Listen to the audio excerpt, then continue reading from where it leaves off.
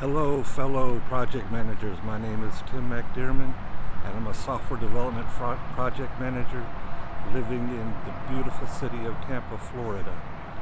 And today I'm standing in front of a very retro mural inside downtown Tampa. The Wizard of Oz, the Yellow Brick Road. Follow the Yellow Brick Road.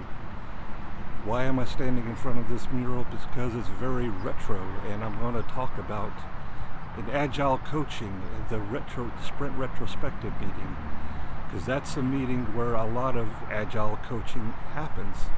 It's a meeting that where they discuss, what went wrong, what can be improved on, etc., and develop some actions to go bring into the next sprint. So that's what I want to talk about today. Now, I'm standing in the road. I hope I don't get run over. Anyway, Sprint Retrospective meeting is a meeting that occurs at the end of every sprint. And it is a lessons learned type of meeting where they talk about things that before you get to the meeting, you need to prepare for the meeting. The things you need to prepare is first you need to make sure you have the meeting. A lot of people skip the meeting. It's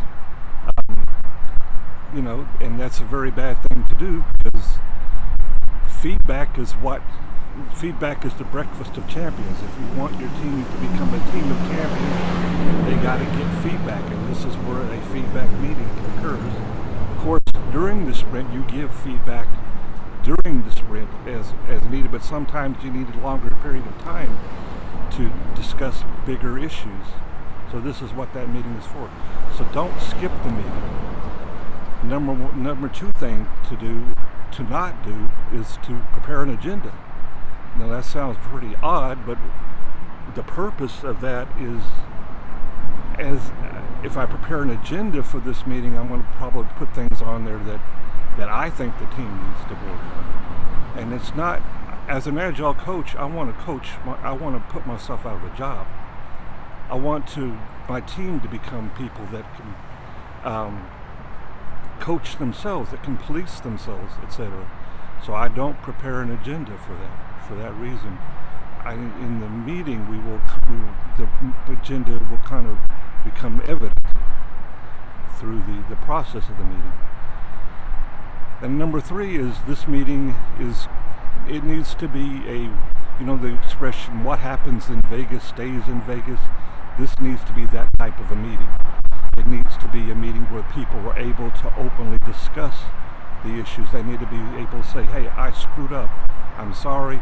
And this is what I'm going to do about it going forward. To have that type of environment, you got to have that rule in place that what happens in the meeting stays in the meeting, so people can be open and honest. And number two is, for that same purpose, no managers in the meeting. When managers are present, it gets political, and people will try to protect their job, etc. So no managers. So that's the environment you need to set up before the meeting. Now in the meeting, you're going to just talk about the three basic things of what went well, because you want those things to be repeated if they went well, which should keep going well. Number two is what went wrong. And when you hear those things do a deep dive into those. Use your experience at, go through the 5 whys, go deep into the issue, do your root cause analysis on those things, get to the root of the issue. So you want to get to the root of the issue, because then the next step is to create the action items to resolve those issues. Now you have the issues in place. Now you use your brainstorming skills. You facilitate a brainstorming meeting with the group. They need to come up with their ideas about how they want to resolve the issue, instead of you telling them what to do. Again, you want to develop them into a self-policing team. So they need to come up with their own issues, their own action items.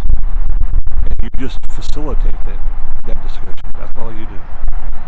Now, so that's it for the meeting itself. Now these action items, you got to make sure they're followed through on.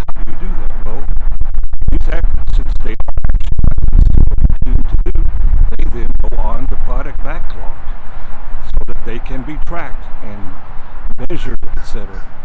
And then at the following sprint retrospective meeting, you report back on those action items from the previous retrospective meeting to make sure that those actions did get, at least if they're still in progress, or else they got resolved.